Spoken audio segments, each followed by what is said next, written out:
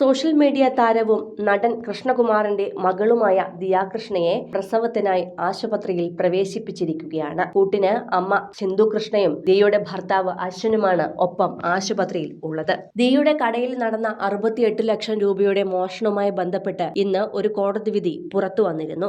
ആ ഷോപ്പിൽ ജോലി ചെയ്തിരുന്ന 3 പെൺകുട്ടികളും ഈ പണം മോഷ്ടിച്ചതിന് തെളിവുണ്ടെന്നും ഇവരെ തട്ടിക്കൊണ്ടുപോയതിന് യാതൊരു തെളിവുകളും ഇല്ല എന്ന് ക്രൈംബ്രാഞ്ച് കണ്ടെത്തുകയും ആ വിവരം കോടതിയെ ബോധിപ്പിക്കുകയും ചെയ്തു. തുടർന്ന് മുൻകൂർ ജാമ്യാപേക്ഷയ്ക്ക് അപേക്ഷിച്ചിരുന്ന ആ 3 പെൺകുട്ടികൾക്കും ജാമ്യം നിഷേധിക്കുകയും ചെയ്ത കോടതി വിധി ഇന്നാണ് പുറത്തുവന്നത്. തുടർന്ന് മാധ്യമപ്രവർത്തകർ കൃഷ്ണകുമാറിന്റെ പ്രതികരണത്തിനായി എത്തിയിരുന്നു. അപ്പോഴാണ് കൃഷ്ണകുമാർ മകൾ ആശുപത്രിയിലാണെന്നും സിന്ധു കൃഷ്ണയും മറ്റും ആശുപത്രിയിലേക്ക് പോയിരിക്കുകയാണെന്നുമുള്ള വിവരം പങ്കുവച്ചത്. പ്രസവത്തിനായാണ് ദിയയെ ആശുപത്രിയിൽ പ്രവേശിപ്പിച്ചിരിക്കുന്നത്. ദിയ ഒരു അമ്മയായെന്ന വാർത്ത എത്രയും വേഗം തങ്ങളെ തേടിയെത്തുന്നത് കാത്തിരിക്കുകയാണ് ഇപ്പോൾ നടനും കുടുംബവും.